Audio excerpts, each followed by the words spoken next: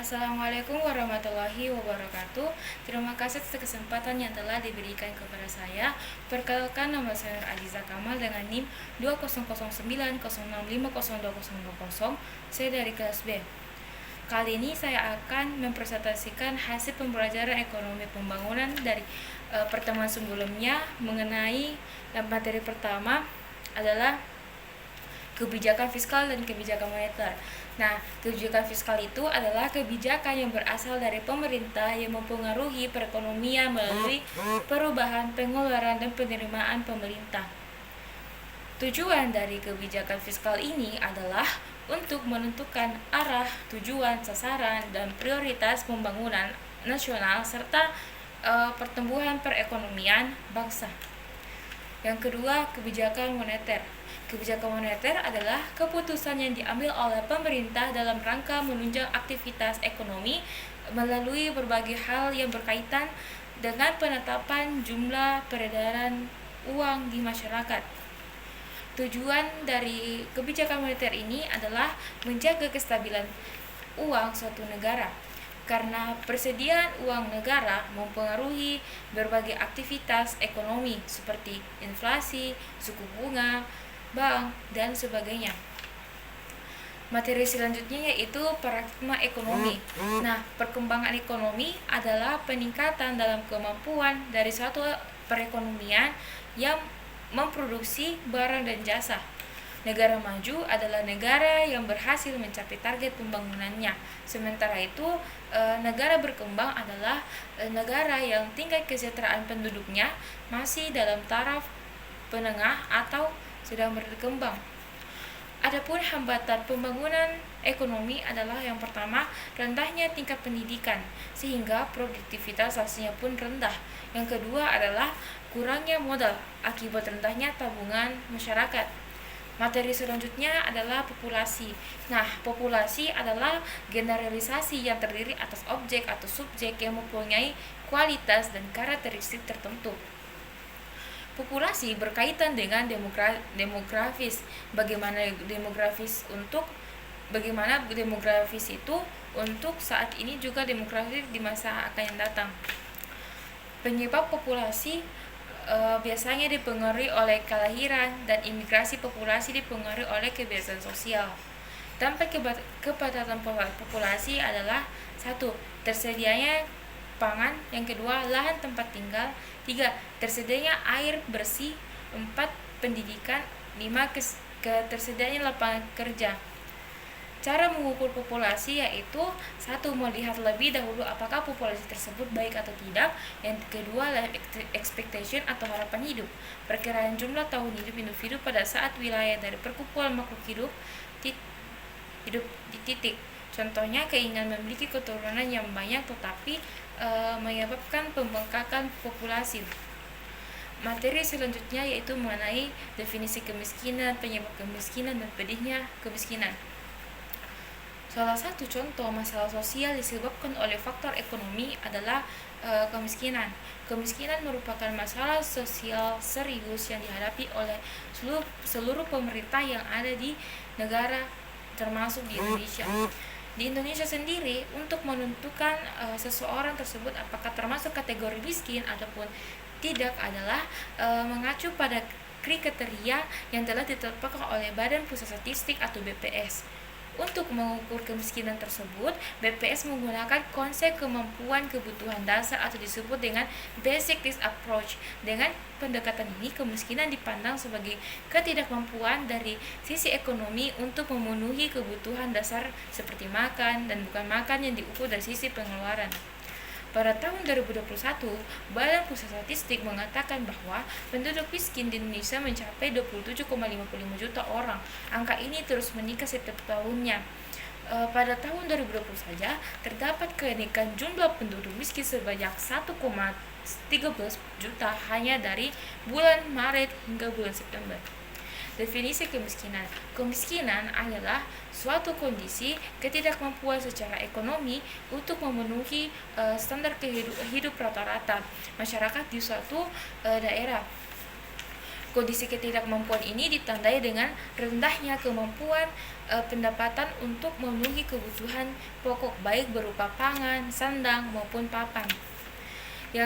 Sedangkan menurut ahli, kemiskinan adalah sebagai berikut. Yang pertama, Sarjana Sukanto, kemiskinan diartikan sebagai suatu keadaan di mana seseorang tidak sanggup memelihara dirinya sendiri sesuai dengan taraf kehidupan kelompok dan juga tidak mampu memanfaatkan sebagian tenaga mental maupun fisik dalam kelompok tersebut.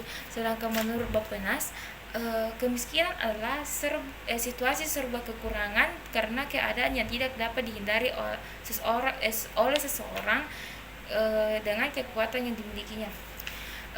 Penyebab kemiskinan, ada beberapa penyebab kemiskinan yang umum terjadi, di antara lain yang pertama, tingkat pendidikan rendah. Faktor kemiskinan yang pertama bisa dikarenakan tingkat pendidikan yang rendah.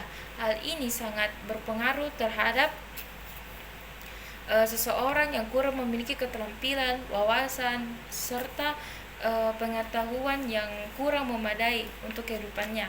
Yang kedua, lapangan kerja yang sangat terbatas. Penyebab kemiskinan selanjutnya adalah terbatasnya lapangan kerja. Meskipun seseorang bisa menciptakan lapangan kerja yang baru, namun peluangnya cukup kecil untuk masyarakat miskin karena keterbatasan keterampilan serta modal yang dimiliki. Yang ketiga adalah laju pertumbuhan penduduk yang tinggi. Angka kelahiran tinggi di suatu daerah dapat mengakibatkan laju pertumbuhan penduduk suatu negara menjadi besar. D. Masyarakat pengangguran yang meningkat. Laju pertumbuhan penduduk yang tinggi dapat menyebabkan lapangan kerja yang ada di suatu negara menjadi terbatas, sehingga angka pengangguran di daerah tersebut semakin meningkat dan semakin banyak masyarakat yang mengalami pengangguran, maka angka kemiskinan itu pun semakin meningkat. Pedihnya kemiskinan. Kemiskinan membuat masyarakat menjadi sengsara di mana kebutuhan mereka tidak dipenuhi baik dari sisi kebutuhan pokok hingga pendidikan. Padahal kebutuhan tersebut sangatlah penting untuk meningkatkan kesejahteraan hidup masyarakat. Ketika masyarakat mengalami kemiskinan, maka mereka sangat minim untuk membeli sesuatu yang penting. Bahkan untuk pendidikan pun mereka tidak dapat menduduki bangku sekolah karena faktor kemiskinan yang mereka alami. Jika kemiskinan dibiarkan terus-menerus, maka akan menyebabkan hal negatif seperti meningkatnya kriminalitas di suatu tempat daerah yang dapat menyebabkan seperti kecurian, perampokan, dan pembunuhan akibat adanya kemiskinan yang semakin meningkat. Yang selanjutnya yaitu mengenai materi tentang sejarah manusia. Prasejarah dimulai dengan Paleolitik atau zaman batu, diikuti dengan Neolitikum zaman batu muda, dan revolusi pertanian antara 8.000 sampai 500 sebelum Masehi di kawasan Hilir Subur. Revolusi tersebut merupakan titik besar dalam sejarah umat manusia karena sejak masa itu mereka tidak mampu membudidayakan tumbuhan dan hewan. Seiring dengan perkembangan pertanian, gaya hidup nomaden atau berubah menjadi gaya hidup menetap sebagai petani. Kemajuan pertanian mengakibatkan pembagian strata pekerjaan dalam usaha panen. Strata pekerja menyebabkan munculnya strata masyarakat dan perkembangan kota. Selanjutnya, life expectation, di mana life expectation adalah harapan hidup adalah ukuran statistika dari rata-rata waktu organisme diharapkan untuk hidup berdasarkan tahun lahir mereka, usia mereka saat ini, dan faktor demografi lainnya. Dengan jumlah total populasi sekitar 260 juta penduduk, Indonesia adalah negara penduduk terpadat nomor 4 di dunia. Komposisi etnis di Indonesia amatlah bervariasi karena negeri ini memiliki ragam suku budaya. Meskipun demikian, lebih dari separuh jumlah penduduk Indonesia didominasi oleh dua suku terbesar. Adapun materi selanjutnya yaitu lingkaran lingkaran setan kemiskinan, yaitu serangkaian kekuatan yang saling mempengaruhi sehingga menimbulkan suatu keadaan di mana suatu negara, khususnya negara berkembang, mengalami masalah kemiskinan untuk mencapai pembangunan yang lebih tinggi. Adapun materi selanjutnya itu teori populasi. Thomas Robert Malthus mengatakan bahwa pertumbuhan jumlah penduduk naik seperti deret ukur, sedangkan bahan makanan tersedia naik seperti nilai hitung. Itulah hasil presentasi saya. Apabila ada salah kata mohon dimaafkan. Sekian, wassalamualaikum warahmatullahi wabarakatuh.